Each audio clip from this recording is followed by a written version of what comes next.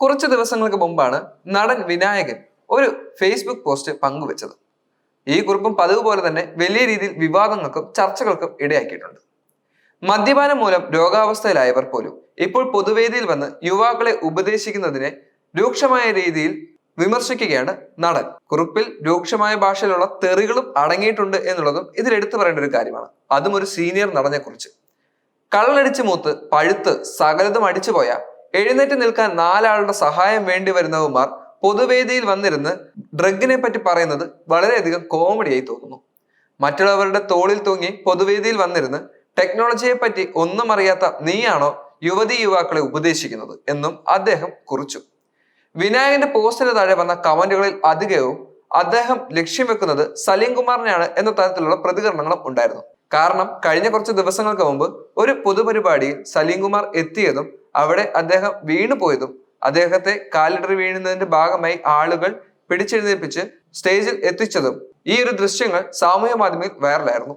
വിവാദമായ കുറിപ്പ് വിനായകൻ പിന്നീട് പിൻവലിച്ചെങ്കിലും ഇതുമായി ബന്ധപ്പെട്ട ചർച്ചകൾ ഇപ്പോഴും സജീവമാകുകയാണ്. അത്തരത്തിൽ സിനിമ പാരഡൈസോ ക്ലബ് എന്ന യൂട്യൂബ് ചാനലിൽ വന്ന കുറിപ്പിന് താഴെ സലീം കുമാറിന്റെ മകൻ ചന്തു എഴുതിയ മറുപടിയും ഇതിനോടൊപ്പം തന്നെ വൈറലായി കഴിഞ്ഞു. ഭാഷ ഇത്തിരി മോശമാണെങ്കിലും പറയുന്നത് വിനായകനാണെങ്കിലും ഇത് അത്യാവശ്യമായിരുന്നു എന്ന് എനിക്ക് തോന്നുന്നു. കുറേയായി ഉപദേശിയ ആളുകളുടെ മെക്കിട്ട് കയറുന്നു എന്ന പോസ്റ്റിന് താഴെയായിരുന്നു ചന്തുവിന്റെ മറുപടി. വിനായകൻ എന്നെ ആദ്യം കണ്ടപ്പോൾ എന്നോട് കാര്യമായി പറഞ്ഞൊരു കാര്യമുണ്ട്. ഈ സീനിയർ നടന്മാരെന്ന് പറയുന്നവന്മാരൊക്കെ എന്നെ മാറ്റി നിർത്തുമായിരുന്നടാ. നിന്റെ അച്ഛനില്ലേ, അയാൾ മാത്രമേ എന്നെ കൂടെ നിർത്തിയിട്ടുള്ളൂ. അതാണടാ അയാളുടെ ക്വാളിറ്റി എന്ന്. ഇതേ ആള് തന്നെയാണ് ഇതും പറയുന്നത്. ഡ്രഗ് എക്സ്പ്ലോറേറ്റ് ചെയ്യുന്ന ഒരാളെ എത്രത്തോളം ഇത് ബാധിക്കുന്നുണ്ടെന്ന് മനസ്സിലാക്കാനും സാധിക്കും. അയാൾക്ക് ആര് എന്താണ് ചെയ്യുന്നതെന്ന് മനസ്സിലാക്കില്ല. ചന്തു കുറിച്ചു. അയാൾ ഇതുവരെ പോയിട്ടുള്ള പരിപാടികളിൽ എല്ലാം ഒന്നെങ്കിൽ ബോധവൽക്കരണ ക്ലാസുകൾ അല്ലെങ്കിൽ സാമൂഹിക സമ്മേളനങ്ങൾ. അവിടെയെല്ലാം അയാളെ കേൾക്കാൻ വരുന്നവരോടാണ് അയാൾ സംസാരിക്കുന്നത്. അവിടെയെല്ലാം പോയിരുന്ന് എന്നെ പോലെ എല്ലാവരും കുടിച്ച് ലിവർ സിറോസിസ് വരുത്തി വെക്കൂ എന്ന് പറയാൻ പറ്റില്ലല്ലോ. അനുഭവിക്കുന്നവർക്കല്ലേ ഇതിന്റെ ദൂഷ്യവശങ്ങൾ അറിയാനും അത് പറഞ്ഞ് മനസ്സിലാക്കാനും പറ്റുകയുള്ളൂ. ഡ്രഗ്സിനെതിരെ പറയുന്നത് ക്രൈമാണെന്ന് ഇതുവരെ അറിവില്ല. ഇവിടെ ഓരോ ആളുകൾ കാര്യങ്ങൾ മനസ്സിലാക്കി തിരിച്ച് ജീവിതം പിടിച്ചെടുക്കുവാൻ നോക്കുന്നു.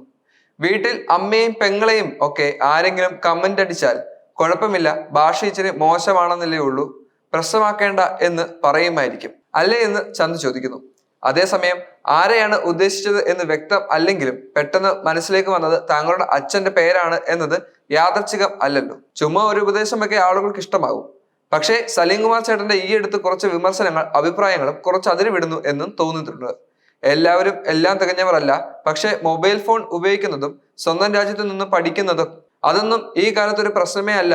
മൈക്ക് കിട്ടിയാൽ എന്തും പറയാൻ വേണ്ടി പറയുന്ന പോലെ കുറച്ച് പരാമർശങ്ങൾ നടത്തിയതായി തോന്നി, അതുകൊണ്ട് പറഞ്ഞു എന്ന് മാത്രം എന്നും പലരും ഇതിന് താഴെ അഭിപ്രായങ്ങൾ രേഖപ്പെടുത്തി.